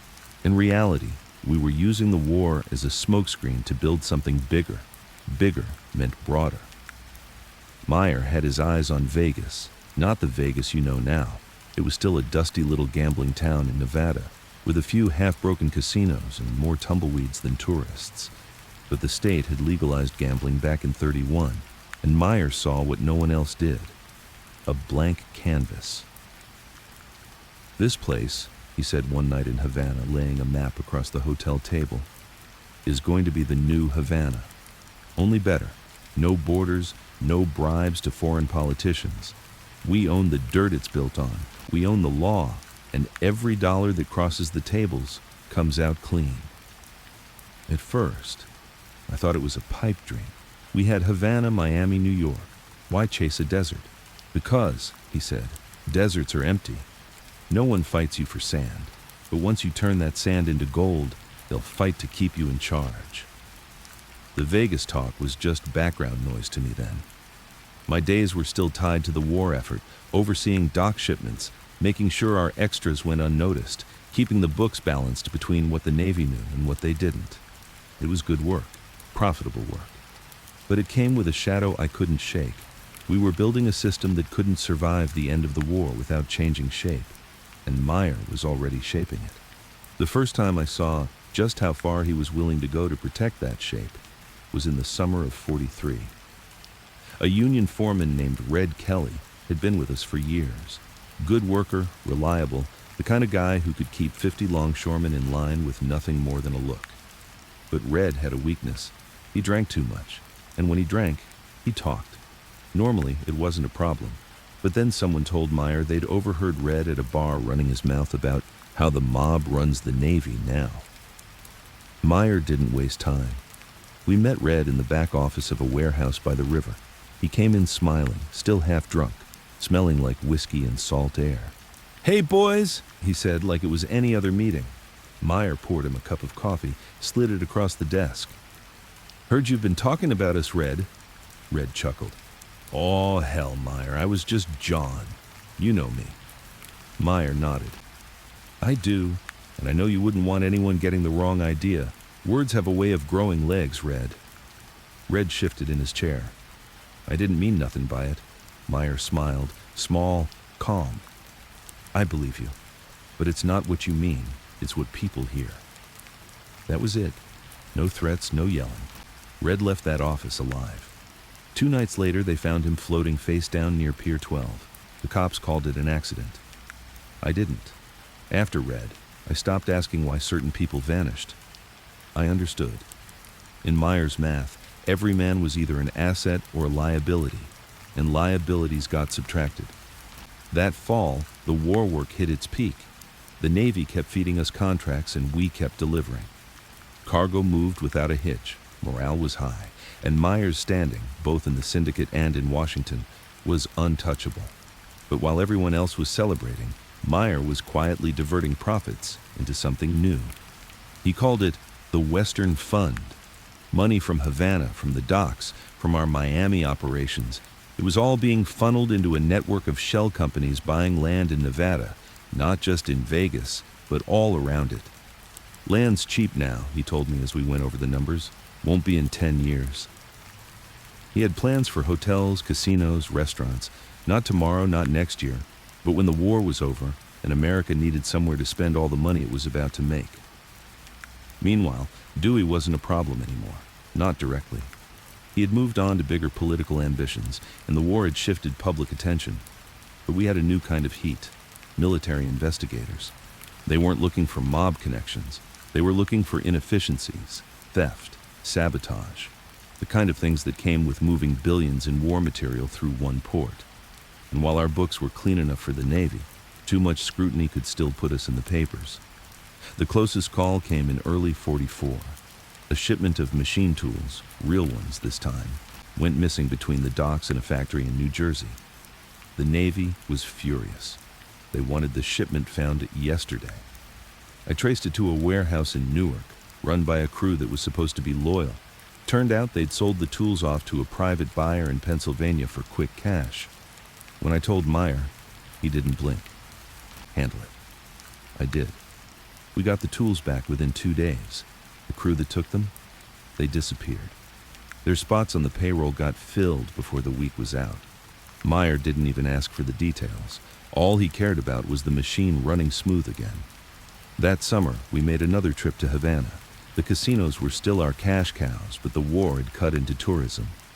Instead of the usual mix of tourists and gamblers, the gaming floors were filled with businessmen looking to cut quiet deals away from American soil. One night, over dinner in the National, Meyer leaned across the table. "Vegas will be Havana without the ocean," he said. "We build it right, and it'll never depend on ships or politics. Just planes and roads." I didn't argue. By then I'd learned not to doubt him when he looked that far ahead. But there was still the present to deal with.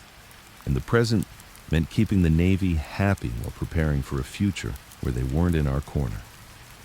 Meyer started phasing some of our dock influence into legitimate companies, stevedoring firms, trucking outfits, freight handlers. On paper, they had clean owners and clean records. In reality, they answered to us. That way, when the war ended and the Navy pulled out, we'd still control the flow. Only now it would be wrapped in legality. By the end of '44, I could feel the shift coming. The war wouldn't last forever. The soldiers would come home, the contracts would dry up, and all that money we'd been making off ration shortages and military shipping would need a new home. Meyer already had it waiting in the desert, and I knew that when the war ended, we'd be moving west, not to run from trouble, but to get ahead of it. By 1947, Vegas wasn't a dream anymore. It was steel beams, neon signs, and cash, lots of cash, pouring out of the desert. The Flamingo was up and running, Bugsy Siegel's baby, and while the newspapers painted him as some glamorous outlaw, inside the syndicate, we knew the truth. The Flamingo was bleeding money. Bugsy had vision, sure. He also had a taste for spending like the house would never win. Lavish suites for special guests who never paid, a kitchen that threw away more food than it served, and construction costs that doubled every time he got a new idea. Meyer had warned him. I'd been in the room when Meyer leaned across the table and said, "Benny, you build the dream, but you keep the book straight. A casino isn't a stage, it's a vault." Bugsy had just grinned. "Meyer, baby, you let me handle the customers, you handle the nickels." By early 1947, the nickels were millions. The meetings turned tense. Money was vanishing faster than the tourists could lose it. Some of the bosses wanted Bugsy out, permanently. But Meyer, for all his cold logic, still had loyalty for the man he'd known since the old days. "He can fix it," Meyer told me after one particularly heated session. I didn't answer. I'd seen the books. Bugsy wasn't fixing anything. He was gambling the syndicate's patience the way he gambled at the tables, fast and reckless. Then came June. The phone rang late. It was Meyer. His voice was flat, stripped of all the usual calm. "Benny's gone." I didn't ask how. I didn't need to. Everyone knew the day was coming. The only question had been when. The papers called it an assassination. We called it subtraction. The Flamingo went into other hands, and within a year it was making money. That was Meyer's way. Remove the problem, keep the machine running. With Bugsy gone, Meyer's attention shifted fully to consolidating Vegas. Our footprint grew, stakes in the sands, the desert inn, and half a dozen smaller joints. We didn't own everything outright, but we didn't need to. The point wasn't the buildings, it was the skim. The skim was the syndicate's invisible tax. A casino might report $500,000 in profits, but another $200,000 would vanish before it ever hit the books, moved in cash, no receipts, no records. That money flowed back to New York, Chicago, Miami, Havana. I was in charge of making sure the river kept flowing. That meant auditing the count rooms, watching the drop boxes, making sure every hand in the process was our hand. It also meant watching for leaks. One leak came in the form of a pit boss named Leonard "Lenny" Krause. He was a local guy Meyer had taken a chance on, sharp suit, good with the high rollers. But Lenny had a habit of skimming off the skim. Small amounts at first, enough to go unnoticed, but greed is like a bad habit. It grows. By the time I caught it, he'd lifted close to 30 grand. I told Meyer. He lit a cigarette, exhaled slow. "Handle it quiet." I met Lenny in the casino's back office. No audience, no scene. Just me, him, and the hum of the counting machines in the next room. "You're taking what's not yours," I said. His face went pale. "It's just a little. Nobody's missing it." "You're wrong," I told him. "We're missing it." He tried to bargain, said he could pay it back, work it off. I shook my head. The books don't forgive. 2 nights later, Lenny was gone. His spot was filled before the week was out. While Vegas was tightening under Meyer's control, Havana was still our overseas bank. The casinos there were cleaner than ever, partly because they didn't have to hide. The Cuban government was happy to take its cut in exchange for looking the other way. But in '48, whispers started. Political unrest. A young lawyer named Fidel Castro was stirring up trouble in the countryside, talking about revolution. I brought it up to Meyer during a meeting in the Nacional. "He's noise," Meyer said. "Every country's got a Castro somewhere. They shout, they march, they disappear." I wasn't so sure, but Havana was too profitable to pull back from. That year, the first real cracks started showing inside our own camp, not from the law, but from ambition. Some of the younger guys in the syndicate saw Vegas as their shot at independence. They didn't want to answer to New York, Chicago, or Meyer. They wanted their own piece of the skim, their own deals. One of them, Tony Valenti, made the mistake of trying to cut a side deal with a West Coast crew for exclusive rights to a new casino site. The problem was, the land had already been bought with syndicate money. I was in the meeting when Meyer confronted him. "You think the desert's big enough for 2 owners?" Meyer asked. Tony smirked. "I think the desert's big enough for anyone who can pay for it." Meyer leaned back silent for a long moment. Then he said, "You're right. The desert's big and empty." Tony laughed, until 2 weeks later his car was found abandoned on a stretch of Nevada highway. The desert stayed empty. By the end of '48, Meyer had the machine running smooth again. Vegas was profitable. Havana was steady. The docks in New York still answered to us through legitimate companies. But I could feel something in the air. Maybe it was the politics in Cuba. Maybe it was the younger generation in Vegas thinking they could outsmart the old guard. Or maybe it was just me, realizing that every time the machine ran smooth, it was just a matter of time before someone threw in a wrench. Meyer's fortress was bigger than ever, but the higher the walls, the more people want to see what's inside. By '49, the machine was running like a watch. Vegas was no longer a dusty novelty.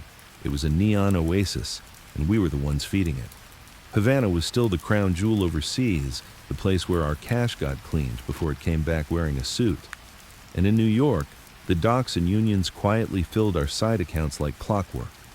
The newspapers called it the post-war boom. For us, it was the harvest.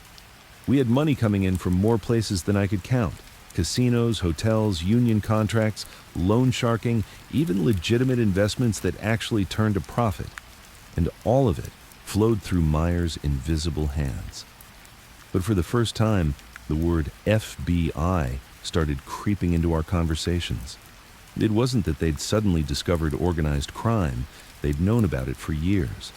But under Hoover, they'd finally decided to make a show of it. By 49, agents were sitting in cars outside our Vegas properties, hanging around Havana's airport, and asking too many polite questions in New York. Meyer didn't panic. He adapted. The trick, he told me over tea one afternoon in Miami, is to never give them one thing to hold on to. No titles, no signatures, no photos shaking hands with the wrong people. I'm just a businessman with some hotels, some real estate, and some friends who own casinos. I smirked. Friends like you? He didn't smile back. Friends who stay friends because I never make them a liability. But inside the syndicate, there was a different kind of threat. Vegas was attracting more than tourists now. It was attracting greed. Guys from smaller crews, mid-level earners, even some of our own started thinking they could adjust the skim before it reached the bosses. One of them was Lou Romano, a floor manager at the Sands. On paper, Lou was clean. Off the books, he was lifting 10 grand a month and running it through a cousin's pawn shop in Reno. I found it during an unannounced audit. The numbers didn't lie, and neither did the look on Lou's face when I showed him the ledger. "You gonna tell Meyer?" he asked, voice low. "I'm gonna tell the books," I said. "They tell Meyer themselves." 2 days later, Lou's position was reassigned to someone who understood the meaning of percentages. Lou wasn't seen in Vegas again.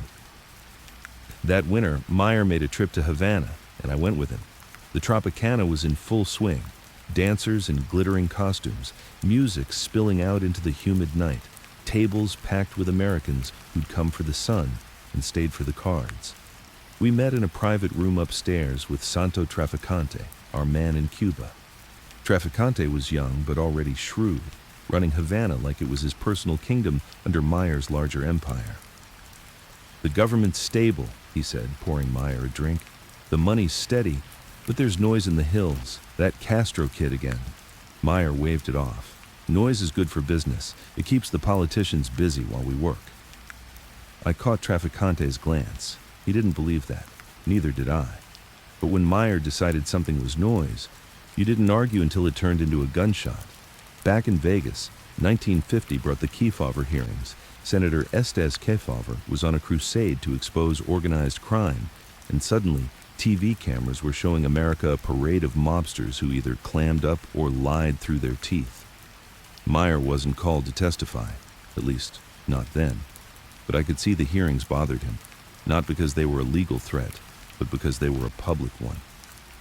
"Men like Kefauver don't need convictions," Meyer said one night as we watched footage of Frank Costello on the stand. "They just need headlines, and the headlines make people stupid." That was when I asked him the question I'd been holding in for years. "You ever think about retirement?" Meyer gave me a long look, the kind that made you wonder if you'd just said something dangerous. "Retirement is for men who want to stop moving," he said. "I stopped moving. I'm a target. This life doesn't let you walk away. It lets you slow down until you're standing still. And then someone buries you. So the answer's no. The answer," he said, "is that the game ends when the math says it ends. And I'm the one who does the math." In early 1950, the FBI tried a different angle. Instead of going after the casinos or Havana, they came at us through the unions. They started investigating pension funds we'd borrowed from to finance parts of the Vegas build-out. It was smart. If they could prove we'd stolen from the very workers we claimed to protect, they'd have public opinion on their side. Meyer's counter was even smarter. He arranged for a handful of high-profile loans to be paid back early, with interest. The newspapers printed glowing stories about generous businessmen helping unions recover lost funds. Privately, we kept the rest. That summer, I went back to Havana for 3 weeks to deal with a problem at the National. A pit boss had been caught working with independent cheats, letting them win small but steady to keep suspicion low. The pit boss, a Cuban named Manuel, swore it was just a misunderstanding. I told him misunderstandings didn't get 3 security men on the payroll to look the other way. The next morning, Manuel was gone. Traficante didn't say how. He didn't have to. When I came back to Vegas in August, Meyer was sitting in the Sands Lounge with a cigar, watching the floor. "You ever notice," he said, "how everyone thinks Vegas is about luck?" I nodded. "It's not," he said. "It's about predictability. The odds are the odds. The math doesn't change. People do." That was Meyer, turning neon dreams into percentages and margins. By the end of 1950, our fortress was bigger than ever. Vegas, Havana, New York, Miami, all tied together by money that was as clean or as dirty as it needed to be. But the FBI wasn't going away. Kefauver wasn't going away. And Havana had a storm building in its hills. I didn't know it then, but the next few years would be the last time we'd run the game without looking over our shoulders every second. By 1951, the Kefauver hearings were no longer just noise. They were a drumbeat. Every week, the newspapers printed a new headline about the National Crime Syndicate. Senators were standing in front of cameras talking about shadowy underworld figures as if we were cartoon villains. And for the first time, Meyer's name was starting to appear, not often, but enough. The feds couldn't pin anything concrete on him, but they didn't have to. Public attention was its own kind of weapon. "You see this?" Meyer asked me one afternoon in Miami, tossing the Times across the table. The headline read, "Gambling Kingpin in Havana linked to U.S. Mob." I skimmed it. They had nothing but speculation and an unnamed law enforcement source. "They don't need facts," Meyer said. "They just need the smell. Once you smell smoke, you don't care if there's fire." The problem wasn't just image. It was pressure. Politicians started avoiding us in public. Some of our union friends were suddenly too busy to take meetings. Even Havana felt it. American tourists were still coming, but a few big players were nervous about being photographed in the same room with organized crime figures. In Cuba, Traficante kept things running smooth, but he sent word that local politics were getting twitchy. Batista, our friend in the government, was making new promises to the Americans about cleaning up corruption. Meyer brushed it off. "He's a politician. He'll say what he has to say to keep the money flowing." I wasn't so sure. Back in Vegas, we were moving into a new phase. The Flamingo, the Sands, the Desert Inn. They were all running strong now, pulling in millions every year. And that's when the idea for the deal came up. It was the Thunderbird Hotel. The place had been struggling under its current owners. Mismanaged, bad publicity, debts piling up. But the location was gold, and the property was big enough to expand. Meyer saw the play immediately. Buy it cheap, clean it up, skim it right. The problem was, we weren't the only ones who saw it. A West Coast outfit, small but ambitious, had their eyes on the Thunderbird too. And unlike us, they weren't interested in sharing. The first sit-down was at a steakhouse off the Strip. Neutral ground, no weapons, just business. Meyer brought me, a lawyer on our payroll, and 2 of our Vegas guys. The West Coast crew sent their boss, a guy named Vince Dinelli, and 3 of his men. Vince was polite enough, but there was an edge to everything he said. "We've already got a handshake with the current owners," he told Meyer. "We just need to finalize the financing." Meyer smiled that calm smile of his. "Handshakes are good. Contracts are better. And we've got the contract." Vince's eyes narrowed. "You trying to muscle in on something that's already ours?" Meyer didn't raise his voice. "Number, I'm buying something that's for sale. The difference is, my money clears. Yours doesn't." The air got tight after that. We finished the meal, shook hands for the cameras, and went our separate ways. 2 nights later, someone took a shot at one of our guys as he was leaving the Sands, missed by inches. That's when Meyer called me into his suite. "This deal," he said, "is going to happen. But if it goes wrong, we're not walking out." It was the first time I'd ever heard him say something like that. Usually, Meyer had layers of protection between himself and the danger. This time, we were walking right into it. The second sit-down was in a private room at the Thunderbird itself. The owners were there, sitting between both sides like referees. The West Coast crew was trying to intimidate us, loud voices, slamming fists on the table. Meyer didn't budge. He laid out an offer that was better for the owners on every front. Cash up front, debts cleared, renovations paid for. The owners knew what taking our deal meant, and they also knew what saying no would mean. Vince tried to make a last stand. "You can buy the building," he said, "but you won't own the street it's on." Meyer leaned forward, and for the first time, his voice lost that calm edge. "Vince, I don't need to own the street. I own the people who walk it." By the end of the week, the Thunderbird was ours. Vince's crew backed off, not because they wanted to, but because they'd been reminded of how far our reach went. And Meyer was right. The property was a gold mine once we put our people in place. Within a year, the skim from the Thunderbird alone was feeding half a dozen pockets back east. But even with that win, I could see the strain. The FBI was watching Vegas harder than ever, snapping photos outside every casino, running license plate numbers. Havana was still printing money, but Batista's political moves were getting unpredictable. And in New York, some of the old guard bosses were starting to grumble about the Vegas boys getting too much shine. One night, over drinks in a quiet lounge at the Sands, I asked Meyer if he ever thought we'd reach the top. He shook his head. "There is no top. There's just the point where you stop climbing and start hanging on." "Where are we now?" I asked. He took a sip of his tea and looked out over the casino floor. "We're hanging on, which means the fall can only be so far away." That was Meyer, never fooled by his own success, never blind to the math that said every empire has an expiration date. And I could feel it too. Vegas was ours. Havana was ours. But the noise from the law, the politics, and the younger guys trying to carve their own slice was getting louder. It was only a matter of time before the noise turned into something else. By 55, you could feel it in the air. Vegas still glowed, Havana still danced, and the money still flowed. But the hum wasn't as smooth anymore. There was a vibration under it, the kind you feel before a machine breaks down. The younger guys didn't see it. They were too busy buying new Cadillacs, wearing silk suits in August, and believing the fortress we'd built was permanent. Meyer knew better. Havana had been our bank for years. The Tropicana, the Nacional, the Sans Souci. They printed cash faster than we could launder it. Batista was still in power, still taking envelopes, still shaking hands.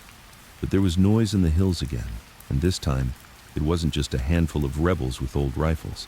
Castro's forces were growing, hitting army posts, stealing weapons, gaining followers. I remember sitting with Meyer in the National's back office one humid night in '56, the ceiling fan doing nothing to cut the heat. "You think it's real this time?" I asked. He didn't look up from his ledger. "It's always real when men with nothing think they can take everything." "You worried?" "Not yet, but I'm watching the math." That was Meyer. Wars, revolutions, cops, rival crews. Everything was math to him. While Havana's politics started to wobble, Vegas was tightening under more scrutiny. The FBI had set up permanent field offices there by '56, watching the casinos like hawks. Hoover still pretended organized crime didn't exist publicly, but behind closed doors, his agents were building case files as thick as Bibles. I couldn't walk across a casino floor without feeling eyes on me. One night at the Sands, an agent in a bad suit accidentally bumped into me near the bar. "Nice place you got here," he said. "Not mine," I answered. He smiled like he knew better. "Everything's yours if we can prove it." Back in Havana, Batista was losing his grip. By late '57, even the police looked unsure of which way the wind was blowing. Tourists were still coming, but some of the big players, oil money from Texas, Hollywood types, were pulling their stakes. Trafficante tried to put a good face on it. They've been predicting trouble here for years, he told Meyer. Nothing changes. But something was changing. Shipments started arriving light. Casino staff we trusted for years started disappearing. Bribes that used to get things done now just bought you a smile and a shrug. Then, on New Year's Eve, 1958, it happened. Batista fled the country. Castro's forces marched into Havana the next day. I wasn't there. I was in Miami when I got the call, but Meyer was. When I saw him a week later, he looked older. Not tired, just older. It's gone, he said. Everything. We didn't just lose the casinos. We lost the bank. We lost the clean pipeline for money. We lost the one place outside the States where we could move like kings. Vegas was still there, still ours. But without Havana's cushion, every dollar mattered more, and every dollar was harder to hide. By 1959, the IRS had more agents in Nevada than bartenders. Politicians were calling for gaming reform. Even some of our own allies started thinking about selling out before the hammer fell. One of them, a mid-level guy named Carl D'Amico, tried to make a quiet deal with the feds, trading names for immunity. We found him in a motel outside Reno. Meyer didn't come. He didn't have to. You know what happens next, I told Carl. He nodded. I was just trying to get clear. There's no clear, I said. Not for us. In 1960, Meyer called me to Miami. We met at a little cafe on Collins Avenue, far from the casinos, the hotels, the noise. He was dressed casual, white shirt, no tie, straw fedora on the table beside him. You ever think about what it all means? He asked. I laughed. You getting philosophical on me? Maybe, he said. We built something no one thought could be built, and it lasted longer than it should have, but nothing lasts forever. You talking about Vegas? I'm talking about everything. The math says the game's almost over. Not today, not tomorrow, but soon. You gonna walk away? I asked. He shook his head. You don't walk away from this. You just play smaller hands until the cards run out. That was the last time we talked like that. Two men looking at the whole board instead of just the next move. I stayed in Vegas for a while, kept the skim running, kept the books tight. Meyer drifted more toward Miami, keeping his head down, still pulling strings when he needed to. The fortress wasn't gone, but it wasn't untouchable anymore. The walls were still high, but the cracks were showing, and Meyer, for all his genius, knew exactly how the story would end. He just never said it out loud. That was the last chapter. The money, the power, the cities we ran, they were all just numbers. And like any numbers, eventually, they stopped adding up. But until they did, we played. Because that's what Meyer Lansky did best.